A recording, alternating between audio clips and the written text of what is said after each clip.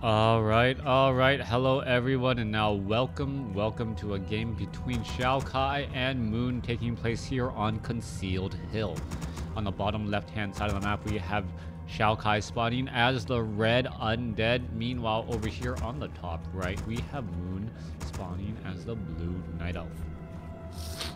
All right, night elf versus undead in this 1v1 matchup. Wanted to showcase some different gameplay, different strategy, and really I want to do some stuff about Warcraft 3 Reforged, but without actual gameplay footage of my own. There's not much really that I can say and or do. I'd love to be able to record some stuff and talk about it and send it back with you guys, but I'll probably get it at the same time you guys do.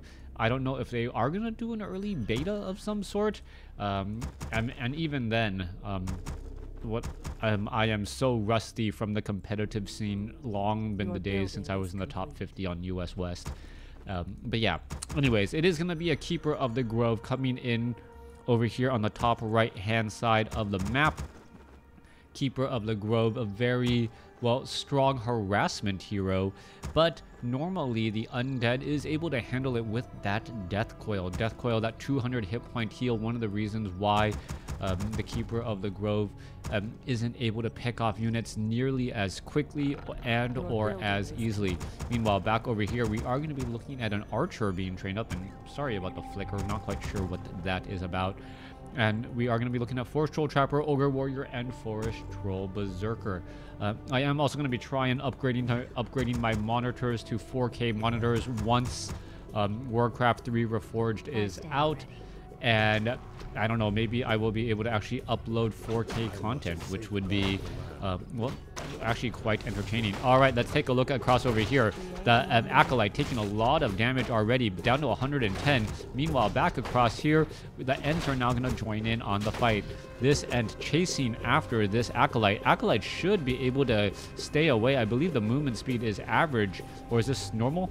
Well, that's movement speed is average on both sides, so pretty much you're not going to be able to chase unless you're gaining, and you're not really going to be gaining at all. Keeper of the Grove now wandering around, Claws of Attack +6, very nice additional damage. Skeletal minions alongside the Death Knight, ready to put in some harassment. Death Coil straight up onto that Keeper of the Grove early already, as the Keeper of the Grove might want to do a little bit of dancing back and forth. Now, skeletal minions here, I am surprised that no damage is really being dealt back to them. Keeper of the Grove may want to try and heal up, as we are getting a Tree of Life already under a bit of distress. There goes down one Ent. Death Knight could be coming across over here. There's a Death Coil onto a Wisp. Nicely done. Keeper of the Grove, however, able to get to level 2, as it was able to finish off a skeletal minion, I believe, with a detonation. All right, there goes another skeletal minion there. Death Knight will be forced to retreat. Death Knight does not have any experience, really. Only 25, that one early Wisp. Ents still joining in on the fight. 4 Ents in addition to 2 archers. Meanwhile, Death Knight, skeletal minions now making their way across. Moonwell under construction. This Tree of Life is about halfway done. Has suffered a bit of damage as well, as we're going to be looking at the giant sea turtle and some just finish that off. Come on. There you go. Finally finishing off all of those units right there. Death Knight still being pushed back once more. Death Knight sitting at level 1 still. Keeper of the Grove may want to try and pick up some of those items, though. That Mantle of Intelligence +3 would be very helpful. All right, one more shot necessary to try and finish it off. There it goes, as the Keeper of the Grove still putting damage back down onto the Death Knight here. 23 supply compared to 27. Skeletal minions now making their way back. Again, it is going to end up getting taken down. Forest Troll, Force of Nature is pushing back damage back onto that Forest Troll High Priest.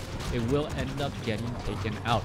Tome of Strength going to go ahead and add a little bit of hit points to that Keeper of the Grove, as the Ogre Magi and Forest Troll Berserker is going to end up getting taken down here. All right, we could see a Death Coil. Nope, entangle onto the Death Knight. Death Knight now in a little bit of trouble. Is going to be able to get away down to 100 or down to 84 hit points.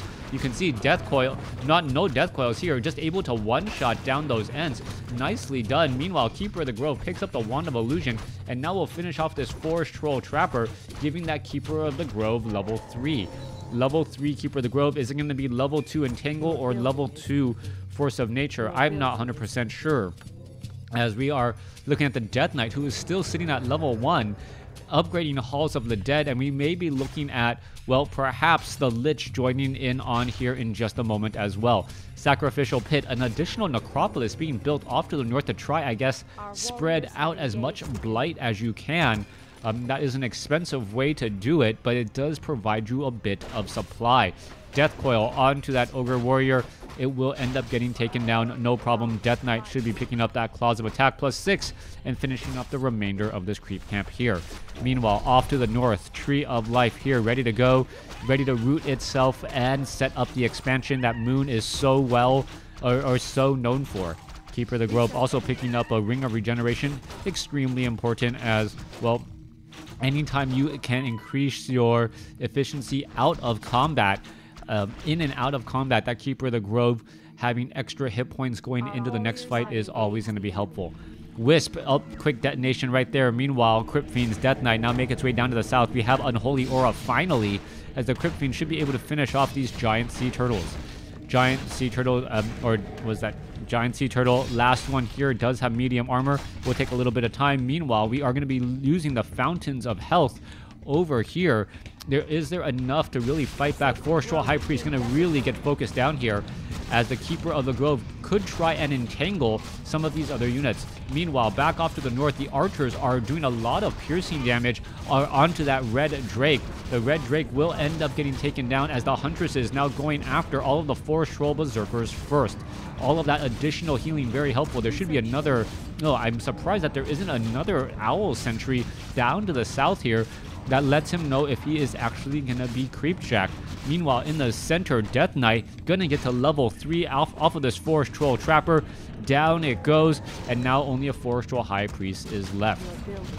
The archers, well, pretty much trying to focus down this Red Drake here. Let's take a look at it. The Red Drake will end up falling here in just a moment. Very difficult to finish it off, as the Fountain of Health does regenerate the units that are here at the fountain, in addition to your own army. Last unit will drop fairly fast though, because of, well, the sheer amount of DPS. Tome of Strength being picked up. Keeper of the Grove already back up to maximum health. Meanwhile, Death Knight running out across the map. That is just an illusion, as the Death Knight down here to the south looks to clear out this Null Overseer creep camp. Death Coil quickly burst down that Null Overseer there. Death Knight, however, in a little bit of trouble, needs to get a slaughterhouse with some obsidian statues up and operational to heal up this army. Death Knight, very low on hit points, could be in a bit of trouble. Meanwhile, back off to the north, Ogre Lord well, sends a shockwave, as the Keeper of the Grove is going to pick up Claws of Attack +12. All right, Claws of Attack +12, dealing +20 damage. Essentially, the damage of an extra footman just sitting at the end of the Keeper of the Grove's attack. Going to be dealing upwards of what 53 damage? 53 damage on the high side, Keeper of the Grove, and that is before you even consider the Force of Natures and the power of that Entangle shutdown. Are we going to be looking at a Shade as well? I saw a Shade earlier, but, well, unable to keep track of them since I have to turn off Fog of War and there are no observers to keep track of everything going on here. Keeper of the Grove sitting at level 5. Not going to be able to gain any additional experience. Let's take a look what item, if any, was dropped here. Boots of Quelt the Lost, Ring of Regeneration, all very powerful items, as the Keeper of the Grove now simply just wanders by. Crypt Fiends, Lich with an Orb of Corruption, Death Knight, all here ready to go. Obsidian Statue here as well. All these units are going to be healing back up. Meanwhile, Keeper of the Grove is going to go after and use a whole bunch of Ents here, and just pretty much trying to use this Keeper of the Grove by himself to do as much damage as possible. Meanwhile, is that Sappers? Were there Sappers possible here? Yeah, Goblin Sappers being used to focus down those two buildings there, and the Keeper of the Grove by his lonesome self is still doing a large amount of damage here. Meanwhile, back off to the north, this is turning into a base race trading scenario. Keeper of the Grove decides, you know what, I no longer want to be here. Let me see if I can finish off any more units. Unable to do so, teleporting back home. All right, Huntresses now healing back up here. Meanwhile, back off to the top right, Keeper of the Grove getting a bit more mana. No clarity potion. We have an expansion already up for Moon, so Moon is coming out ahead. Could have done that base trade. Meanwhile, 56 over 70 compared to 40 over 40, as a couple of Ziggurats were lost to the Goblin Sappers. Destroyer now out onto the field. Level 2 for the Lich. Dark Ranger sitting at level 1. We could have a lot of dark rituals to just try to get out more and more mana. A scroll of healing being added as well, but no scroll of town portal, so this could end up becoming a little bit of a problematic situation. Destroyer unable to devour magic on all of those units there, only getting the tail end. Hippogriff now going after the units. The Crypt Fiends are not webbing it down, so unable to do so. However, the damage was enough to finish it all off. All right, there's a little bit more damage being dealt once again. Wisp trying to get into position. Perhaps we're going to see some detonations as they simply walk by, healing all of that blight back up.